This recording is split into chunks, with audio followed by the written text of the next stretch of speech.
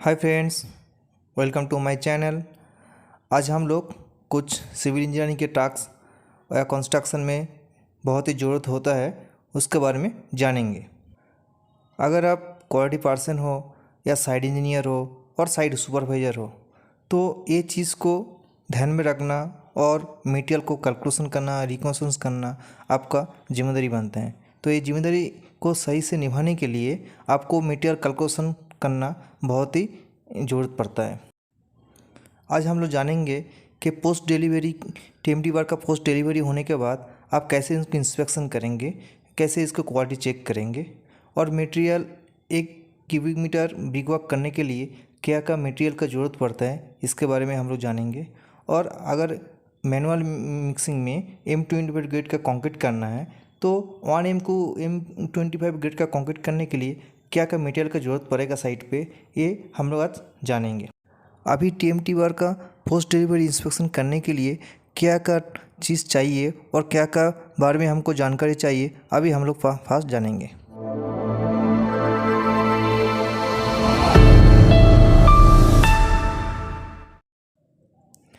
अगर आप कोई भी कंस्ट्रक्शन के साथ जुड़ा हुआ हो और आपको कंस्ट्रक्शन में आपको टीएमटी बार को यूज़ करना है तो और उनको पोस्ट डिलीवरी इंस्पेक्शन करना है तो इंस्पेक्शन के दौरान आपको ये सब चीज़ बहुत ध्यान में रखना चाहिए। आप कोई भी ब्रांड का टीएमटी बार आपका प्रोजेक्ट में यूज़ कर नहीं सकते हैं। उसको यूज़ करने के लिए एक अप्रूव ब्रांड स्पेसिफिकेशन चाहिए। मान लीजिए आप कोई भी कंपनी का जो क्लाइंट आपको एक अप्रूव ब्रांड का लिस्ट देंगे, उसी लिस्ट में आप कौन सा ब्रांड का टीएमटी बार यूज़ कर सकते हैं उस डिटेल्स उनमें लिखा रहेगा। मान लीजिए हो सकता है कि सेल का हो सकता है, टाटा का हो सकता है, जिंदाल का हो सकता है, तो ये सब ब्रांड है। वो ये ब्रांड का नाम उसमें लिस्ट में होगा तो पर्टिकुलर उसी ब्रांड को आप लोग साइड में यूज़ कर सकते हैं। सेकेंड पॉइंट है पीओ ऑफ टीएमटी बार, मतलब परचेस ऑर्डर जो करेंगे। मान लीजिए आपका जो कंपनी ऑर्गेनाइजेशन है वो ऑर्गेनाइजेशन सेल को परचेस ऑर्डर दिया है कि हमने परचेस करना है आपका कंपनी का मटेरियल। आपका कंपनी सेल को जो परचेस ऑर्डर डिलीवर करेगा उसी परचेस ऑर्डर में डिटेल्स टीएमटी बार के बारे में लिखा रहेगा। जैसे कौन सा डाया का हमको ये परचेस ऑर्डर के अगेंस्ट में परचेस करना है, उसमें कितना टन का मटेरियल आना चाहिए, परचेस नंबर का पर्टिकुलर नंबर होना चाहिए, ये सब डिटेल्स परचेस ऑर्डर में रहेगा। तो आप साइट पे कभी मटेरियल आने के बाद आपको परचेस ऑर्डर के अगेंस्ट में जाके चेक करना है, क्योंकि आपका परचेस में लिखा रहेगा 10 mm का, 12 का और 16 mm का टीएमटी पर आपने ऑर्डर किया है, लेकिन आपने साइट पे रिसीव किया है 12 mm, 16 mm और 20 mm, बट 20 mm का परचेस ऑर्डर में नहीं था। तो आपको ये चीज़ तुरंत इन्फॉर्म करना है प्लानिंग डिपार्टमेंट को कि आपको ये परचेस ऑर्डर का अगेंस्ट में आपको टीएमटी बार आया है। तो आप उनमें इंस्पेक्शन में रिपोर्ट में ये सब चीज़ आपको लिखना पड़ेगा। मटेरियल रिसीव होने के बाद आप लोग मटेरियल के साथ एक टैग नंबर व हेड नंबर आएगा। आप लोग मेरा स्क्रीन में एक सेल का मैं टैग नंबर अटैच कर दिया हूँ, उसमें देख सकते हैं कि ऐसा टैग रहेगा। तो वो जो बंडल आएगा, बहुत सारा बंडल आता है, मान लीजिए 10 mm बार का बहुत सारा बंडल आएगा, उस बंडल में ये टैग रहेगा या हेड नंबर रहेगा। तो ये हेड नंबर में कौन सा मटेरियल डाया का मटेरियल है, कौन सा कंपनी है, इसका हेड नंबर क्या है, इसका डिटेल्स आपको इसमें रहना। तो ये होना बहुत ही ज़रूरी है। आपको कौन सा ब्रांड का माल है, कौन सा ट्रेसेबिलिटी कहाँ है, कहाँ से आया है, ये ट्रेसेबिलिटी करने के लिए आपको चाहिए। और MTC मैन्युफैक्चरिंग टेस्ट सर्टिफिकेट होना भी बहुत ही ज़रूरी है। और मैन्युफैक्चरिंग टेस्ट सर्टिफिकेट के साथ आपको टोटल IS कोड 1786 के हिसाब से आपको उनका फिजिकल प्रॉपर्टी क्या होना चाहिए, केमिकल प्रॉपर्टी क्या होना चाहिए, आपको चेक करना है। तो आपको इंस्पेक्शन के दौरान आपको MTC भी होना चाहिए, IS कोड भी आपको साथ होना चाहिए, उनके साथ ये टैग और बेस्ट हेड नंबर भी होना चाहिए। अभी आपको चेक करना है टीएमटी बार का फिजिकल कंडीशन क्या है, मतलब जो टीएमटी बार आपका साइड में आया है उसका फिजिकल कंडीशन चेक करना है। वो सही से आया है कि नहीं, आपका बैच वाइज आया है कि नहीं, रस्टेड है कि नहीं, डाई वाइज सेपरेट आया है कि नहीं, इवन उसका जो रिब होता है ना, तो रिब आपको चेक करना है, रिब्स बराबर है कि नहीं। तो ये फिजिकल कंडीशन आपको चेक कर लेना है। अगर आपका एवब 5 पॉइंट साइड पे ओके है तो अभी आपको रोलिंग मार्जिन करना है। रोलिंग मार्जिन का मतलब क्या होता है, इनका जो यूनिट वेट होता है एज पर स्टैंडर्ड जो डाया वाइज यूनिट वेट है 1 मीटर में आपका वेट इतना होना चाहिए। उनका एगेंस्ट में साइड पे जो मटेरियल आया है उनका वेट सेम है कि नहीं, और टॉलरेंस अगर होगा तो आप कम ज़्यादा होगा तो वो आईएस कोड के हिसाब से उनका अंदर में है, टॉलरेंस लिमिट का अंदर है कि नहीं, ये आपको चेक करना है। वो हर बैच में आपको हर कंसाइनमेंट के हिसाब से आपको ये चेक करना है और क्लाइंट के अप्रूवल लेके भी रखना है। क्योंकि बहुत सारे कंपनी का क्या होता है, रोलिंग मार्जिन करने के बाद देखा जाता है कि उनका यूनिट वेट का जो वेट है वो कभी कभी कम ज़्यादा हो जाता है। तो ये डॉक्यूमेंट आपको साइड पे रखना बहुत ही इम्पोर्टेंट है। रोलिंग मार्जिन के बाद आपको और एक टेस्ट करना है, वो होता है बेंड रिवेंड। पहले आपको बेंड टेस्ट करना है, कौन सा टीएमटी बार का आया है उसी टीएमटी बार का आपको बेंड टेस्ट करना है। बेंड टेस्ट करना में उनका 180 डिग्री में उनको बेंड करना है। उनका बेंड करने का एक प्रोसीजर अलग है, तो मैं कभी भी नेक्स्ट वीडियो में आपको बेंड टेस्ट और रिवेंड टेस्ट का वीडियो आपके साथ शेयर करेंगे। तो अभी ये बेंड रिवेंड टेस्ट आपको करना, इसका मतलब होता है कि अगर हमने कोई भी मटेरियल आपको बेंड किया तो बेंड करने के बाद उनका इनर साइड और आउट साइड में चेक करेंगे कुछ भी क्रैक और किसी भी तरह उनका जो स्किल है वो कुछ डैमेज हुआ है क्या नहीं। अगर कहीं पर क्रैक हुआ है, छोटा बड़ा क्रैक हुआ है, तुरंत वो मटेरियल को हमको रिजेक्ट करना है। तो बेंड रिवेंड करना, टेस्ट करना साइट पे बहुत ही इम्पोर्टेंट होता है। आप लोग सभी जानते हैं कि M5 से लेके M25 तक ग्रेड का कंक्रीट को नॉमिनल मिक्स कंक्रीट बोलते हैं। कभी कभी M20 तक हम लोग नॉमिनल मिक्स बोलते हैं, और M25 और M25 एवब M25 को हम लोग मिक्स डिज़ाइन करना पड़ता है। वो मिक्स डिज़ाइन करने के लिए IS 10262 IS कोड को हम लोग फॉलो करते हैं और उसी के हिसाब से हम लोग मिक्स डिज़ाइन करते हैं। इधर M25 हम बोलते हैं तो M का मतलब होता है मिक्स 5, मिक्स 7.5, मिक्स 10। तो इनका एक रेशियो होता है।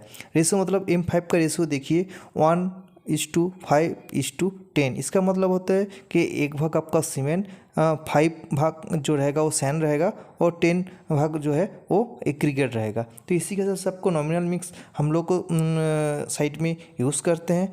और हमको नॉमिनल मिक्स में मटेरियल को कैलकुलेशन कैसे करेंगे अभी हम लोग जानेंगे। तो अभी हम लोग जानेंगे कि M25 का रेशियो क्या है, 1:2, मतलब 1 पार्ट सीमेंट, 1 पार्ट सैंड और 2 पार्ट आपका जो एग्रीगेट है। चलिए अभी हम लोग सैंड, सीमेंट और एग्रीगेट को क्वांटिटी में कन्वर्ट करेंगे।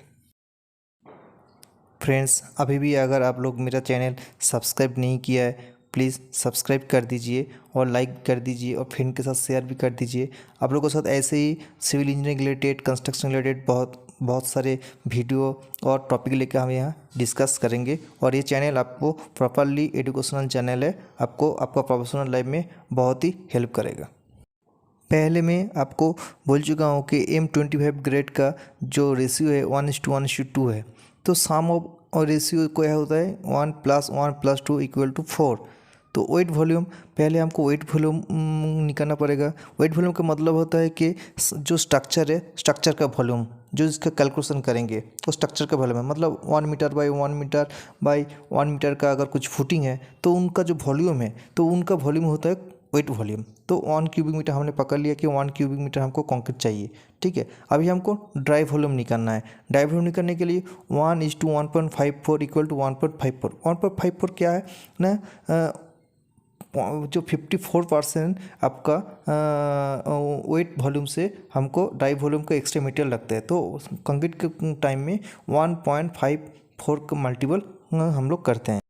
जैसे as per ratio cement 1 part sand and 2 part aggregate.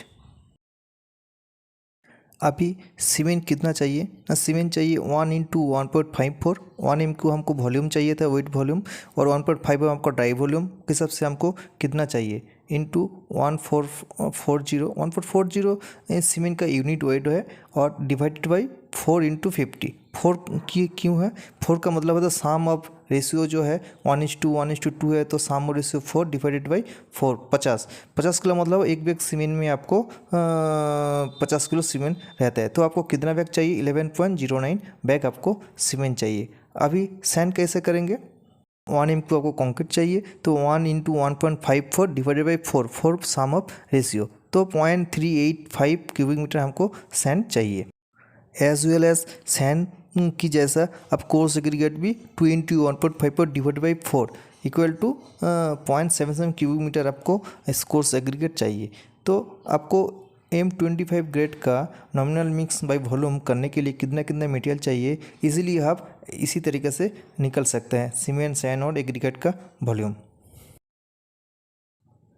अभी हम लोग जानेंगे कि 1 क्यूबिक मीटर ब्रिक वर्क करने के लिए क्या क्या मटेरियल चाहिए और कितना क्वांटिटी में चाहिए। तो हम लोग सभी जानते हैं कि मान लीजिए ब्रिक वर्क करने के लिए हमको मोटर का जो रेशियो 1:6 होना चाहिए, मोटर का थिकनेस 10 mm होना चाहिए, ब्रिक का साइज मान लीजिए इधर हम लोग 190 mm, 90 mm एंड 90 mm का ब्रिक यूज़ कर रहे हैं, और सीमेंट का डेंसिटी आप सभी जानते हैं कि 1440 किलो होता है पर क्यूबिक मीटर में। अभी चलिए हम लोग कैलकुलेशन करते हैं कि 1 क्यूबिक मीटर ब्रिक वर्क करने के कितना परिमाण आपको ब्रिक चाहिए। पहले निकलते हैं volume of the brick without motor, motor छोड़ के आपका ब्रिक का वॉल्यूम क्या होना चाहिए। तो उनका वॉल्यूम में तो सिंपल 1 सिंगल ईंटा का जो वॉल्यूम है वही वॉल्यूम होगा।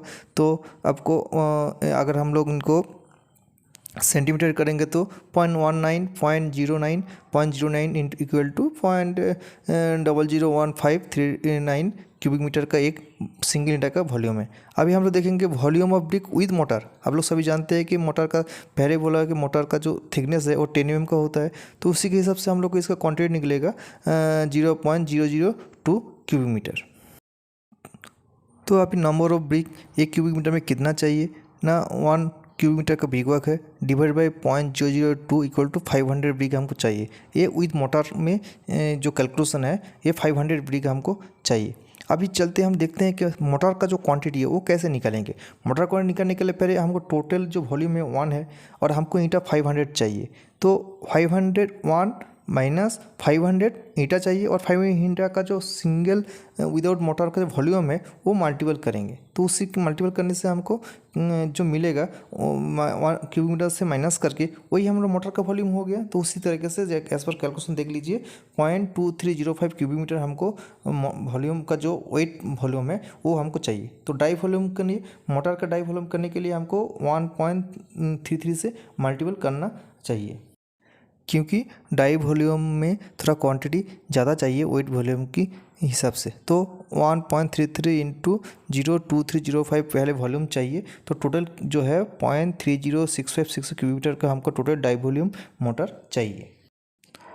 सो आपको पहले से पता है कि मोटर जो है मोटर का रेशियो जो है 1:6 and total dry volume mortar का जो क्वांटिटी है वो आपको मिल गया है, तो आप इजीली आपको इनको निकाल सकते हैं।